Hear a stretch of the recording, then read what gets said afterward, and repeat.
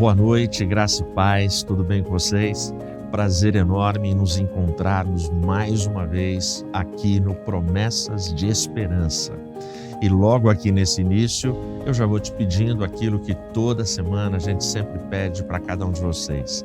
Deixa o seu like nessa programação, deixa o seu like nesse vídeo, nessa live, porque é muito importante para todos nós aqui na TV Viva a Promessa.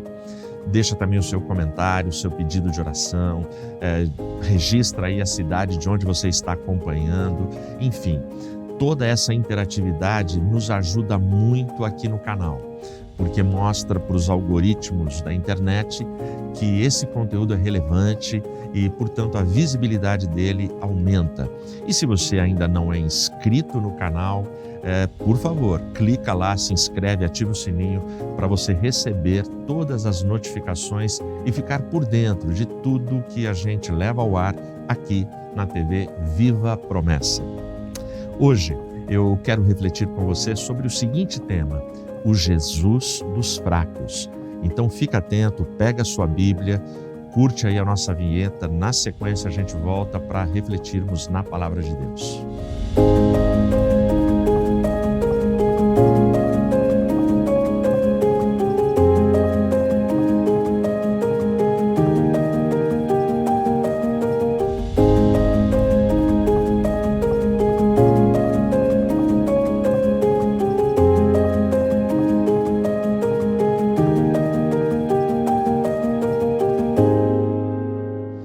Você já deve ter enfrentado momentos que a gente chama de fim da linha.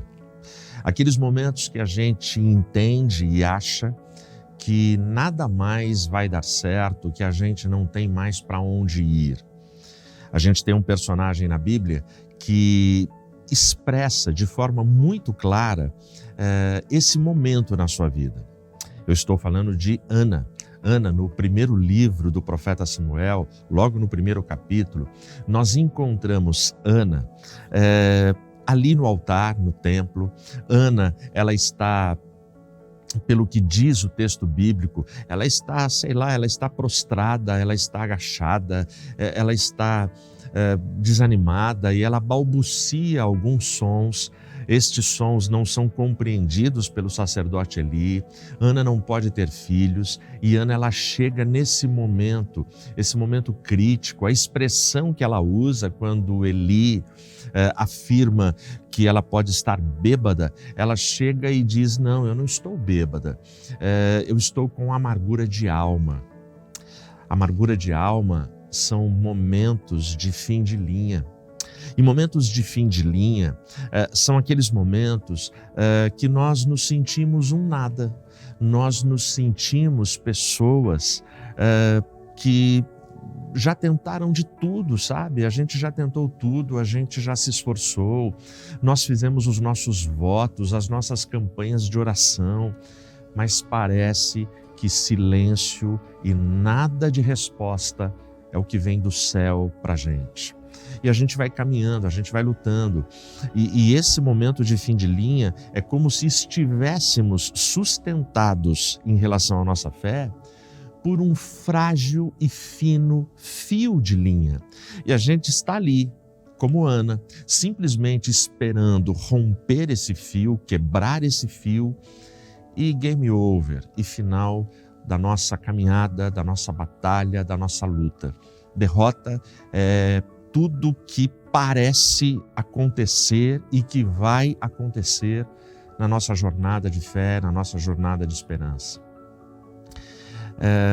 São momentos assim que eu e você precisamos sermos apresentados para o Jesus dos fracos, porque todos nós temos momentos incríveis, intensos, de muita fraqueza. E a palavra tem um texto aqui para a gente que traz muito conforto para horas como essas. Evangelho de Mateus, capítulo 12. Eu vou ler em nome de Jesus o versículo 20. Olha o que ele diz: não esmagará a cana quebrada e não apagará o pavio que fumega, até que ele envie o juízo para a vitória. Vamos orar? Santo Deus, Pai bendito que estás nos céus, em nome de Jesus, fala conosco, Senhor. Em nome de Jesus, vem com teu Espírito Santo e nos fortalece nas nossas fraquezas. Como diz Paulo, no momento que somos fracos, por favor, meu Deus, nos faça pessoas fortes na tua presença, por tua graça e por tua misericórdia. Fala conosco, ó Deus, nos conforta, nos consola, nos edifica e nos instrui através da tua palavra. Em teu nome eu oro. Amém. Duas figuras aparecem nesse texto. São figuras que são emprestadas daquela cultura como uma metáfora, como uma ilustração para essas profundas verdades contidas neste versículo. Primeiro, fala sobre cana. Cana era como um bambu, era como junco nos muitos rios ali na região de Israel. A cana, ela era muito usada, por exemplo, naquela cultura, naquela época, por crianças que pegavam nas margens dos rios pedaços de cana. Com essas canas faziam furos e brincavam com essas canas como se fossem flautas e produziam sons muito belos, muito bonitos. Algumas crianças que tinham uma habilidade musical melhor do que outras conseguiam produzir sons muito assim apreciados naquela época. O detalhe é que as canas, elas eram extremamente frágeis. Você poderia estar fazendo furos para torná-la em flauta, mas um mínimo descuido, elas se quebravam. E quando as canas se quebravam, elas simplesmente eram descartadas. Então, elas eram jogadas fora, elas eram esmagadas. Elas não resistiam muito a ventos fortes. Então, a cana que é emprestada aqui, ela vem dessa situação agrícola, dessa imagem rural daquela época. A outra imagem que aparece aqui é justamente do morrão que fumega. E o que é o morrão que fumega? O morrão que fumega era o pavio usado nas candeias. As candeias, que eram como lâmpadas, o que alimentava essas candeias era justamente o azeite, para manter a chama acesa, e o pavio ele ficava boiando neste azeite. Quando o azeite terminava, o pavio se apagava e aí ficava fumegando somente aquela fumaça. Justamente esta fumaça produzia no recinto, no ambiente, um mau cheiro muito forte, muito intenso, muito grande. O que faziam as donas de casa nesse momento? Simplesmente pegava este pavio, apagava, descartava e jogava fora. Porque era comum naquela cultura, todas as donas de casa, os pais na casa, na família, eles tinham reservado numa caixinha muitos pavios. Era algo muito barato. Então eles tinham muitos pavios. Aquele que começava a fumegar, ele começava a cheirar muito mal, portanto ninguém queria aquele resto ali de pavio, joga fora e pega um pavio novo. Era isso que era feito com a cana e com o pavio. Por isso o texto de Mateus, ele vem e empresta estas duas figuras para a gente. São duas figuras poderosas para exemplificar gente fraca.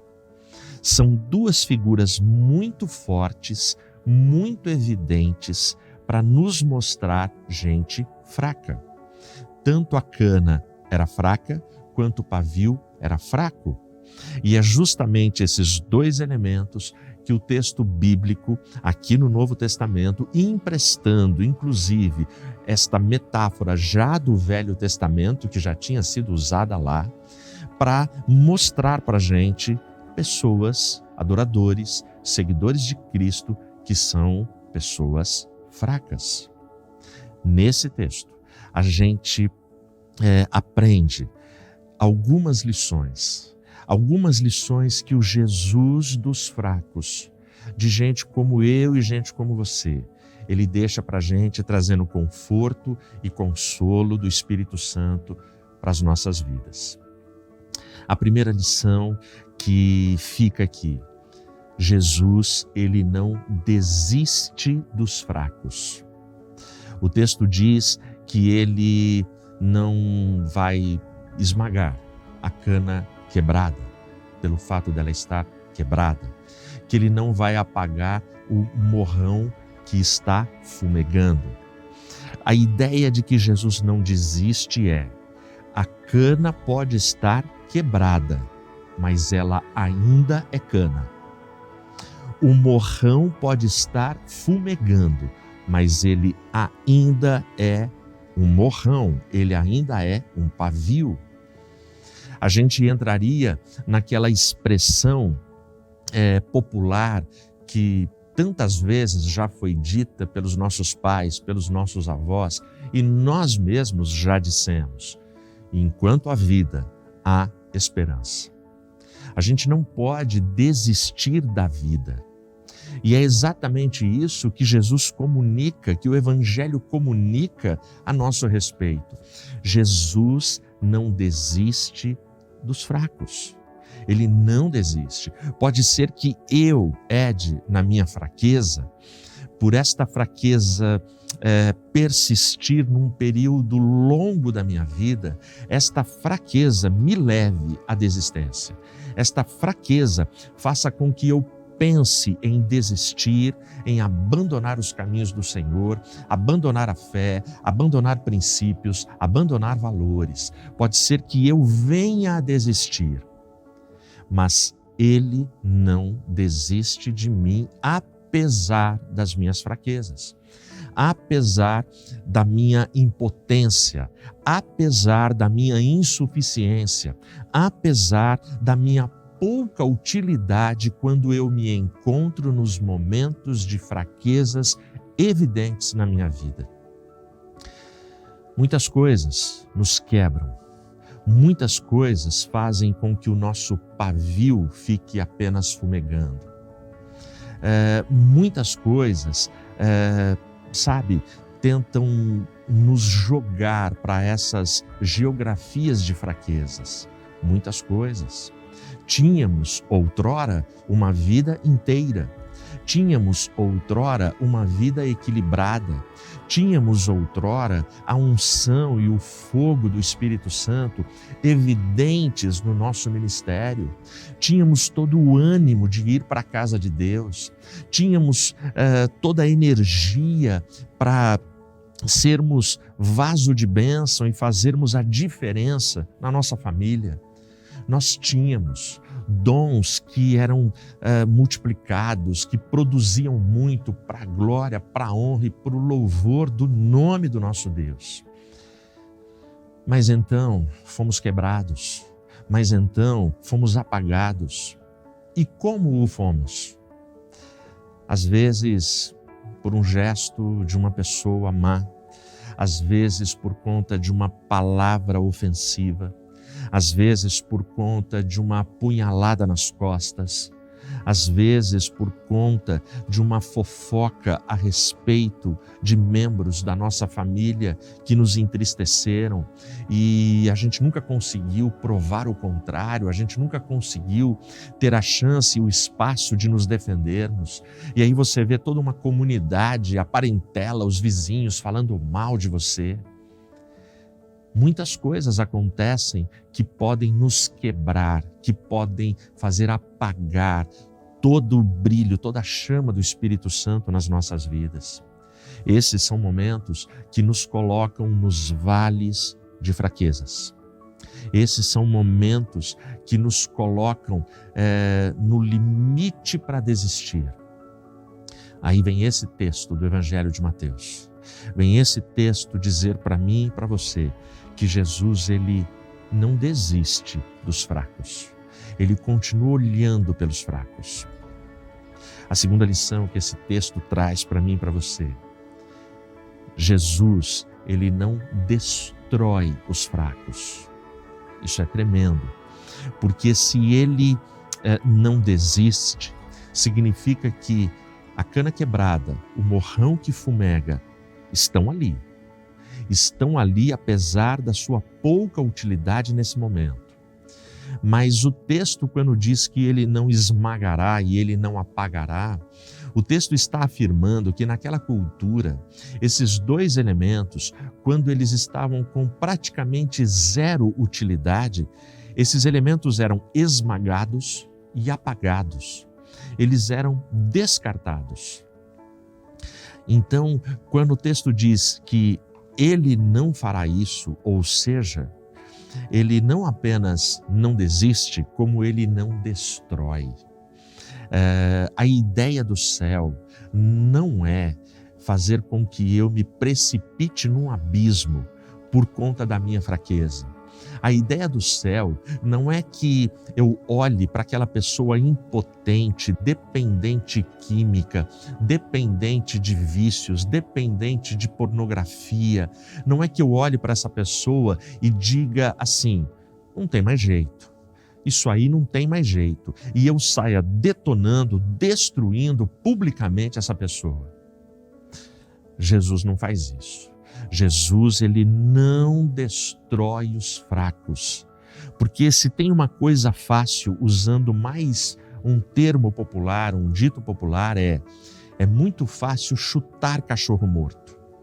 Você já reparou na sua comunidade, nos seus grupos de comunhão e de relacionamento, como as pessoas ficam grandonas, como elas crescem, como elas ficam valentes quando estão diante de pessoas fracas? De pessoas fragilizadas pela vida, de pessoas que não têm como se defender, pessoas que não têm representatividade. Os fracos. Ele é fraco, ela é fraca. E isso daí não tem moral, isso aí não tem valor. Então aí vem aquelas pessoas carnais, grandonas, gigantes, opressoras e tentam pisar para esmagar, para quebrar, para destruir. Jesus não destrói os fracos.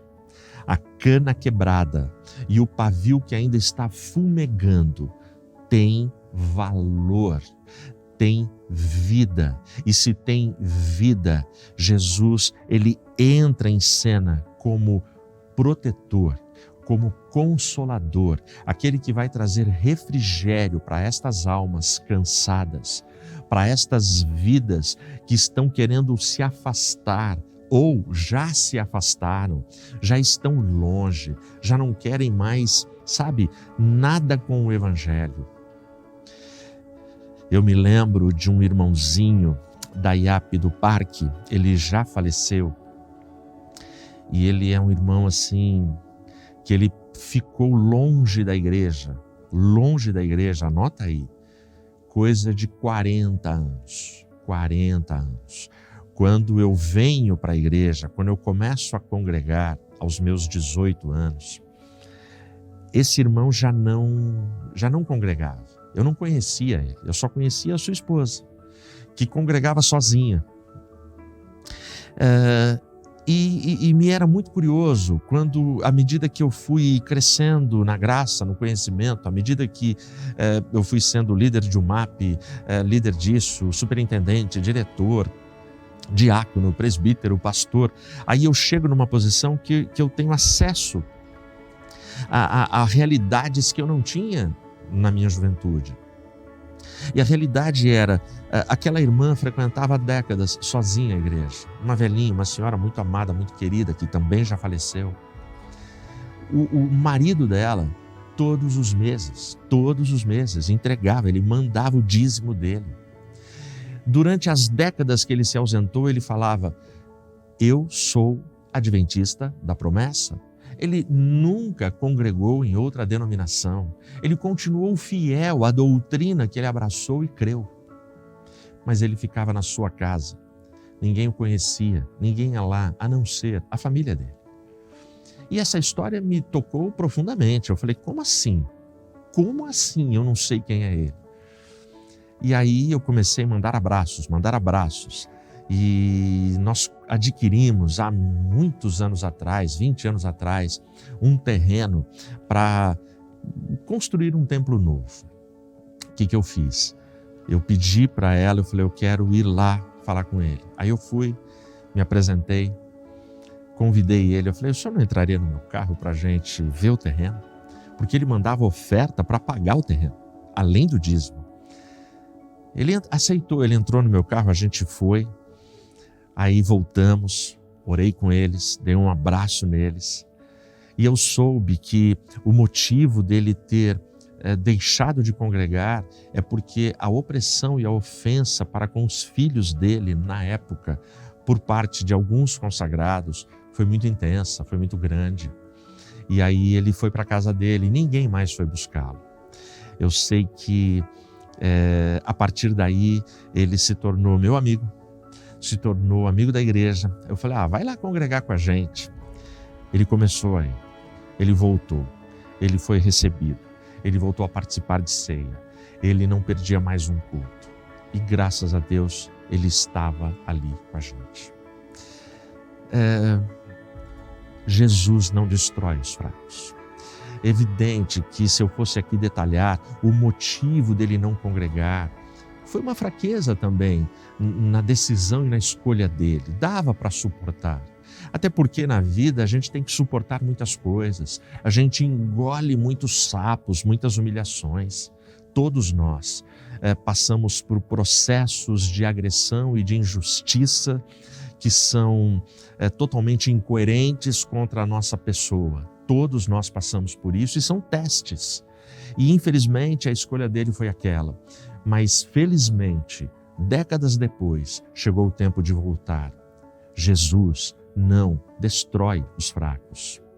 A última lição desse texto aqui, que eu quero extrair com você, é que Jesus, ele dará vitória aos fracos. É assim que o texto termina.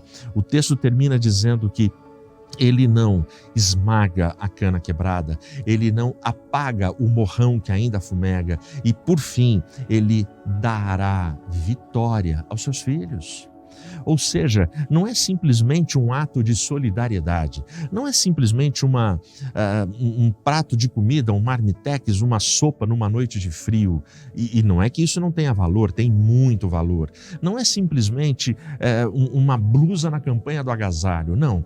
Jesus, ele dá o marmitex, ele dá o sopão, ele dá a blusa, ele não desiste dos fracos, ele não destrói os fracos, mas ele faz uma obra completa. Ele dá vitória aos fracos.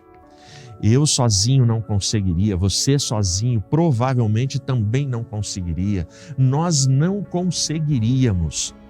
Mas aí nesse texto se apresenta a nós o Jesus dos fracos. Ele olha para a minha vida, ele olha para a minha história, ele olha para a sua vida, para a sua casa e para a sua história. E ele quer mais, ele quer nos conduzir à vitória. O legal desse processo é nós entendermos que sim, nós somos como cana quebrada, nós somos como o morrão que fomega, nós somos como aquele pavio que está no seu final, mas ele vem com a força do seu Espírito Santo e ele pode consertar, refazer, reanimar, reviver, dar vida novamente, alegria novamente, unção novamente, paz novamente, prosperidade novamente, porque ele nos conduz em triunfo para a vitória.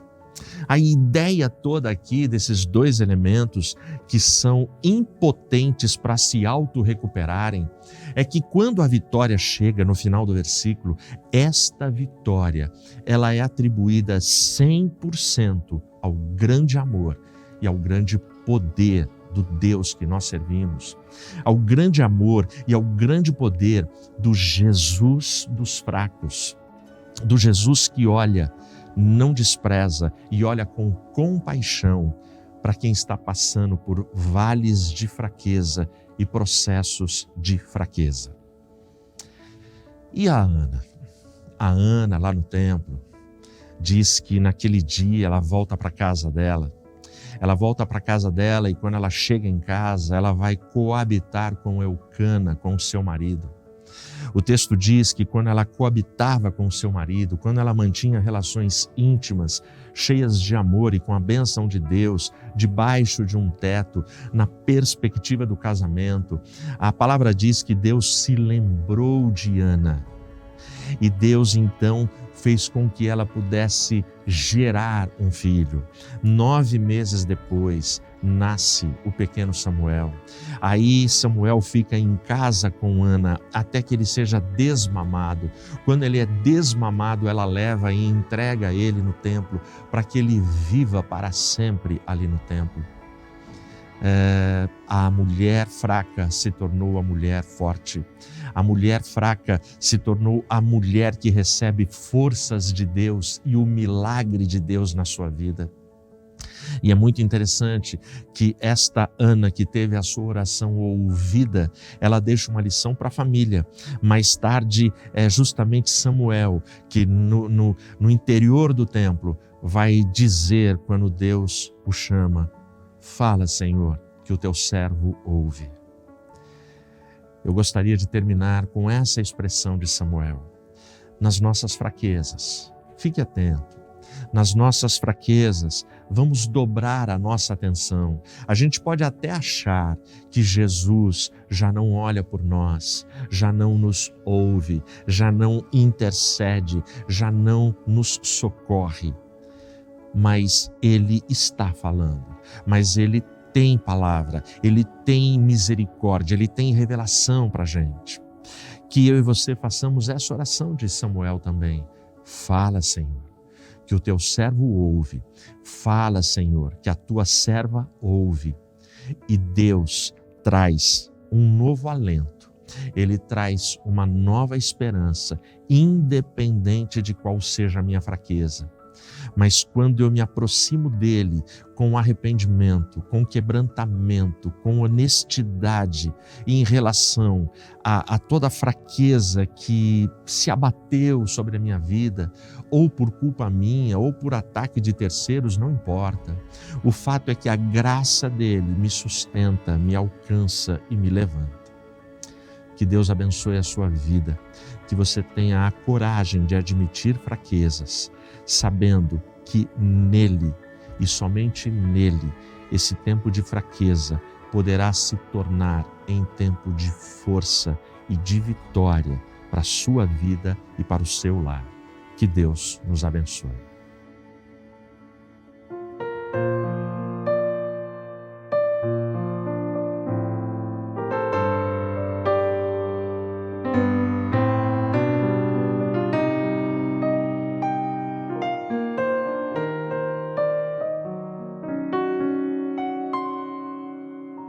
Eu entrego a Jesus meus caprichos pessoais,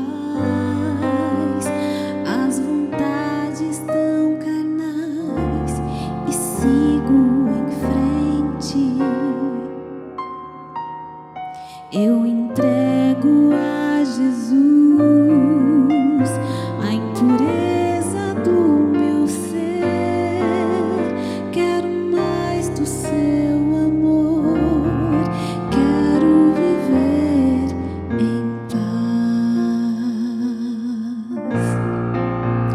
Vou crescendo em graça, crescendo em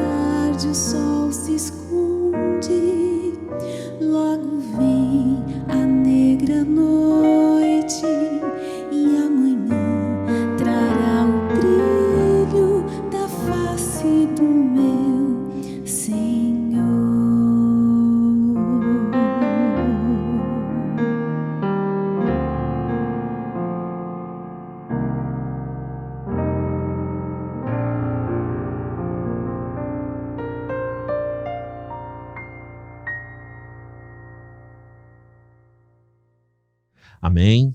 Graças a Deus por esse louvor, graças a Deus por esse tempo, graças a Deus pela ministração que o Evangelho traz no nosso coração e na nossa vida. A gente vai orar agora e a gente vai colocar no altar de Deus as nossas fraquezas. Que você, se ainda tiver, coloque aí na área dos comentários o seu pedido de oração.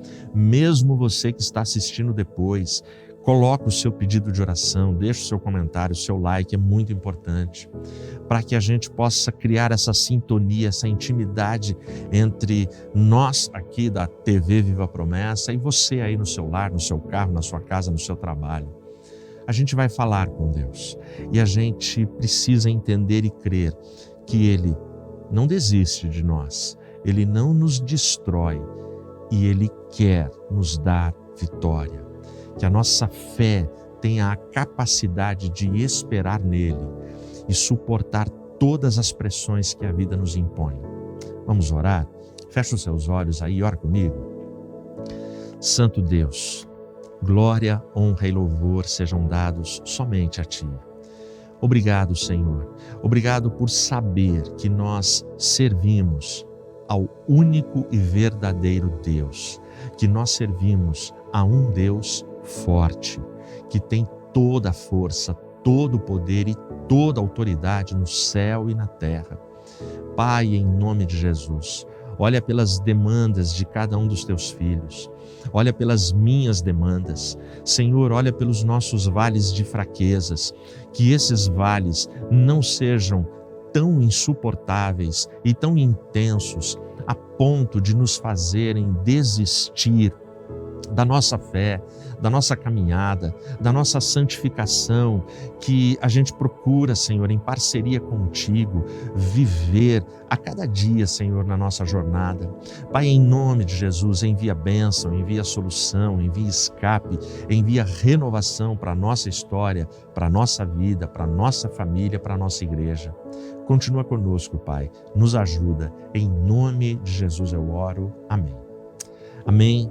Deus te abençoe, sinta-se abraçado por todos nós e até o próximo Promessas de Esperança. Paz.